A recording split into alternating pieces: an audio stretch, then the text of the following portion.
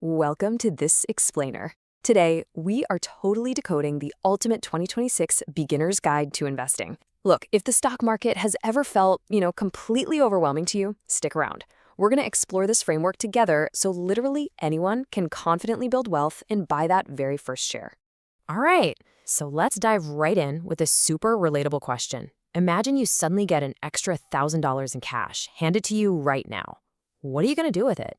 I mean, you could blow it on some overpriced gadgets, tuck it safely under your mattress, or maybe just stash it in a regular bank account. But as we're about to see, leaving it idle like that, it's actually the absolute quickest way to lose it. We need to put that money to work.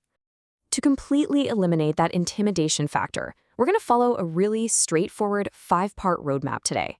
First, why you absolutely need to invest. Second, the index fund cheat code. Third, what to do before you start investing. Fourth, exactly how to buy a share. And finally, number 5, the long-term strategy. Okay, let's hit section 1, why you need to invest. So the primary villain in our financial story here is inflation. It is literally an invisible thief that constantly erodes the value of your cash if you just leave it sitting around doing nothing. Think about it like this. If a bag of oranges cost you $8 last year, but now it costs $10, well, that $2 jump means your cash simply buys less than it used to. Investing is exactly how you build a shield to protect your wealth from that steady decline. Now, when you do invest, say by buying a piece of a booming business like Apple, your money actually grows in 2 ways. First off, the business itself becomes more valuable over time. But second, and this is the magic part, your money experiences compound growth. Let's say you invest that extra $1,000 at a 10% return. Year 1, you make a cool $100. But in year 2, you aren't just earning on your original $1,000 anymore, you're earning 10% on $1,100. So by year 3, you're looking at $1,331. It literally rolls like a giant snowball down a hill, picking up more snow and getting bigger and faster the further it goes. And honestly, this brilliantly illustrates why Albert Einstein supposedly called compound interest the 8th wonder of the world. It is the absolute fundamental mechanic of wealth creation. Moving right along to section 2, the index fund cheat code.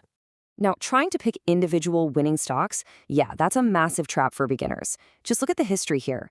Back in 2010, Nokia owned 38% of the phone market, but by 2020, they had dropped to less than 1%, and their stock absolutely plummeted. The giants of the 1980s were oil companies and DuPont, the 2000s gave us Walmart and Cisco, and today, of course, it's Nvidia and Tesla.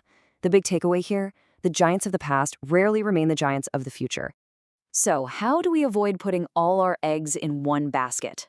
Well, the ultimate cheat code is the index fund. Instead of betting your entire life savings on one single company and hoping it takes off, an index fund pulls money from a bunch of investors to buy a tiny slice of hundreds of top companies all at once. Take a fund like the QQQ, for example. It tracks the NASDAQ 100, which means you get a slice of Nvidia, Microsoft, Apple, and Amazon all in one single purchase. If one company's stock drops, no big deal. You've still got eggs in all the other baskets. You don't have to obsessively check the news every day or rely on blind luck.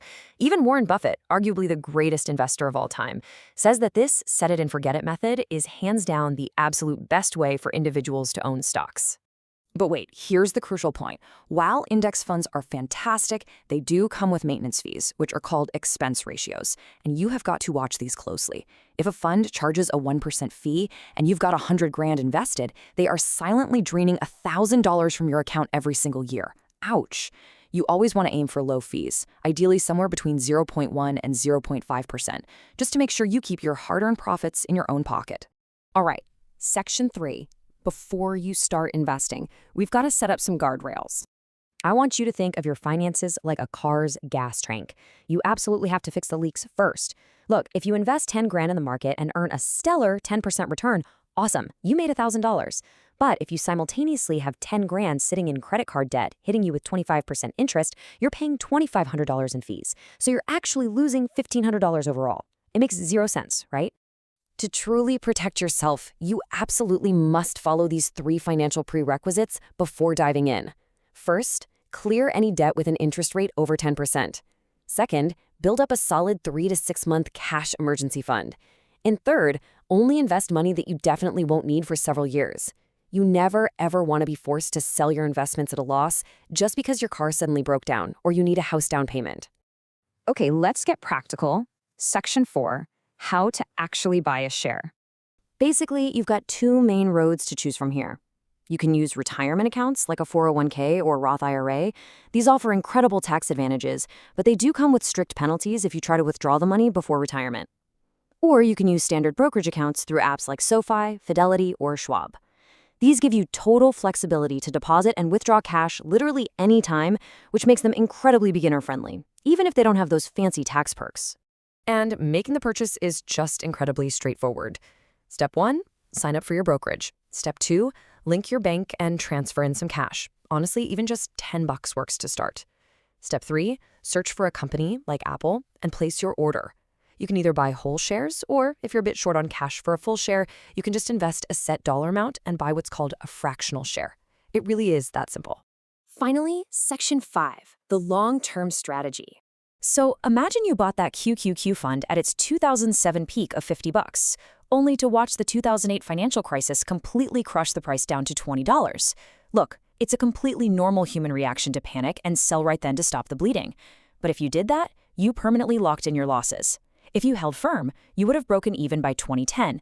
And if you kept your emotions in check and held all the way to December 2025, that single share would be worth over $600. That is a staggering 12 times return on your money. Crazy, right? This just proves that timing the market is a total fool's errand. In fact, an investment research firm backtested a decade of stock market data and found something wild. If you tried to jump in and out of the market and you missed just the 10 best market days in that whole decade, you stood to lose an average of 66% of the gains you would have made if you just stayed put. When the market moves up, it moves fast. Time in the market will absolutely always be timing the market. To help you set it and forget it, here are 3 fantastic ultra-low fee index funds tailored for different goals. First, SPLG tracks the S&P 500 with a microscopic 0.02% fee, giving you highly stable growth. Then there's VUG, a Vanguard growth fund with a slightly higher risk but massive potential reward, which is great for younger investors wanting aggressive growth. And finally, SCHD, which focuses on large companies that pay dividends. This means they literally pay you cash just for holding the stock, which is absolutely perfect for building passive income. And finally, keeping a long-term mindset also saves you from the tax man. When you sell an investment for a profit, the government is going to take a slice. But the size of that slice depends entirely on your patience. If you hold a stock for less than a year before selling, you get hit with short-term capital gains, which is a much higher tax rate. But hold it for longer than a year, and you're rewarded with a significantly lower long-term capital gains tax rate. Your patience literally pays off. All right, we've completely broken down the 2026 roadmap today, journeying all the way from the silent theft of inflation to leveraging the ultimate cheat code of index funds for long-term compound growth. You now have the exact framework to start investing safely. So this leaves us with one incredibly vital question. Considering what you now know about how wealth is really built, what is the opportunity cost of waiting even one more day to finally put your cash to work?